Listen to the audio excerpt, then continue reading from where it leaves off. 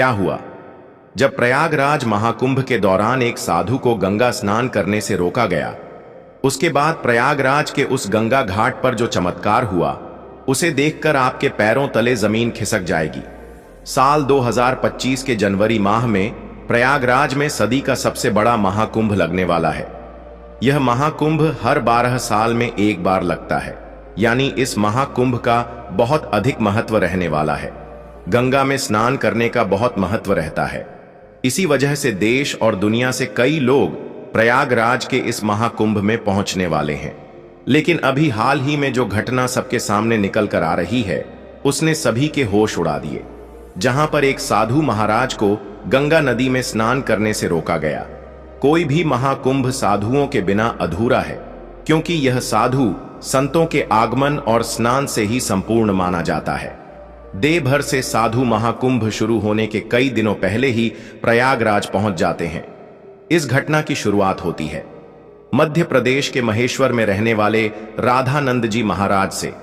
राधानंद जी महाराज रोजाना सुबह 4 बजे उठकर ठंडे पानी से स्नान किया करते थे और भिक्षा प्राप्त करने के लिए निकल जाते थे। उन्होंने अपने जीवन काल में सांसारिक सुख का त्याग करके कई तपस्याएं की और कई सिद्धियां हासिल की। वे महेश्वर के घाट पर ही निवास करते थे। जब उन्हें प्रयागराज महाकुंभ लगने की खबर मिली तो वे महाकुंभ में जाने के लिए बहुत उत्साहित थे। वे तकरीबन 1 माह पूर्व महाकुंभ में पहुंचना चाहते थे, क्योंकि वे वहीं पर 2 से 3 महीने बिताना चाहते थे।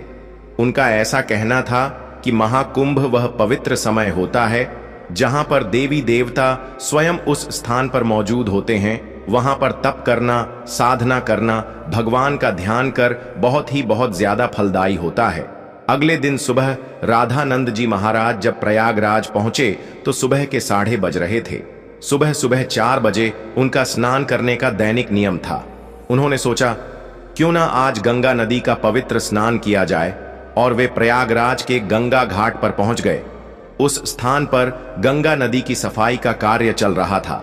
राधानंद जी महाराज को यह देखकर बहुत खुशी हुई। जब उन्होंने अपने कपड़े उतारे और गंगा नदी में स्नान करने के लिए आगे बढ़े तो वहां पर खड़े कुछ नगर निगम के अधिकारियों ने उन्हें रोक दिया। उनका कहना था कि आप अभी स्नान नहीं कर सकते, क्योंकि इस समय साफ सफाई का कार्य चल रहा है। प्रयागराज में रोजाना रात्रि के समय गंगा नदी की साफ सफाई का कार्य किया जाता है, ताकि दिन और शाम के समय यात्रियों को इस कारण कोई मुश्किलें ना हो। राधानंद जी महाराज काफी धैर्यवान थे। उन्होंने सफाई अधिकारियों को समझाया कि बात बहुत अच्छी है, लेकिन नित्य मेरा 4 बजे नहाने का नियम है, और आज अगर मैं प्रयागराज पहुंचा हूं तो मैं गंगा नदी में ही स्नान करूंगा, और मेरे एक अकेले के नहाने से ना तो तुम्हारी व्यवस्था बिगड़ेगी और ना ही मुझे कोई समस्या होगी। लेकिन वह अधिकारी अचानक से गुस्सा हो गया और उन साधु महाराज से कहने लगा कि आपको इसी समय क्यों नहाना है?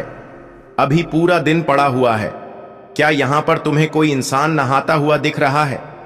क्या तुम्हारे अंदर इतनी शक्ति है कि तुम सुबह 4 बजे इतने ठंडे पानी से स्नान कर लोगे?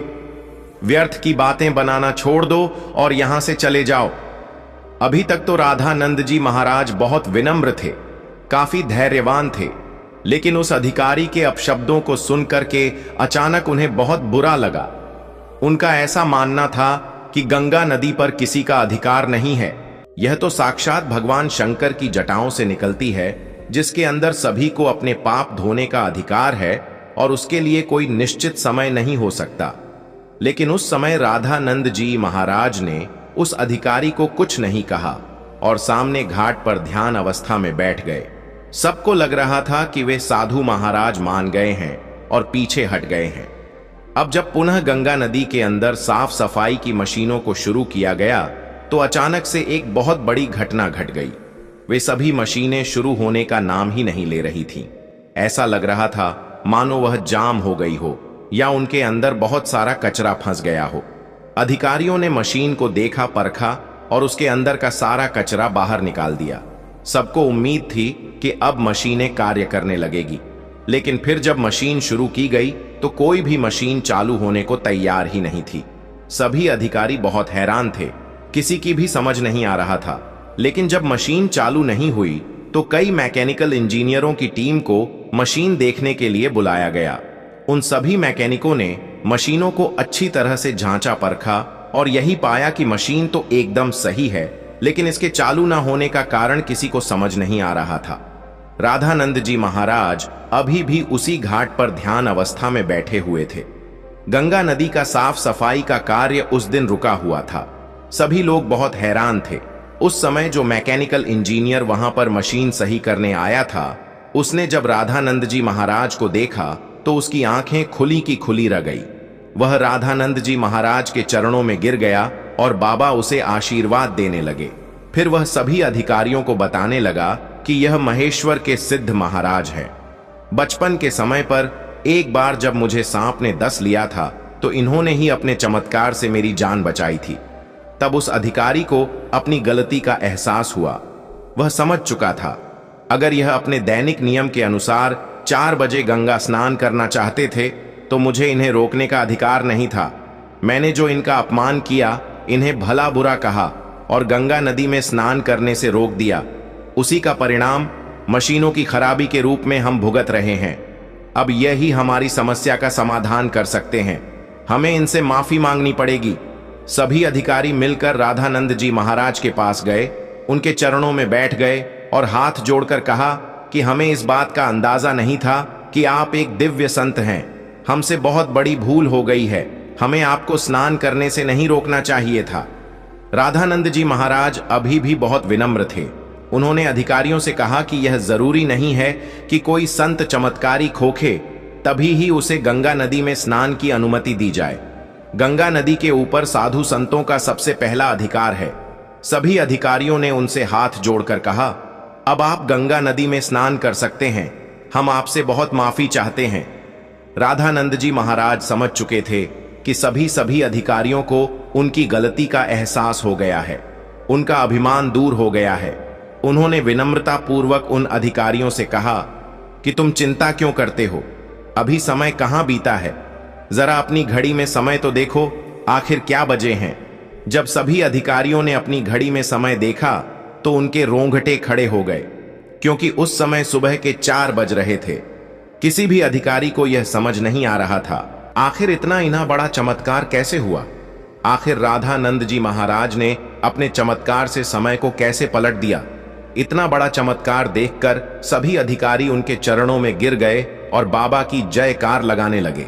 इस चमत्कारी घटना के बाद सब लोग उन्हें मान गए और उनके दास बन गए, जिसके बाद वे सुबह 4 बजे अपने नित्य कर्म के अनुसार वे गंगा नदी में स्नान करने पहुंचे और इधर मशीनों को फिर से काम करना शुरू कर दिया।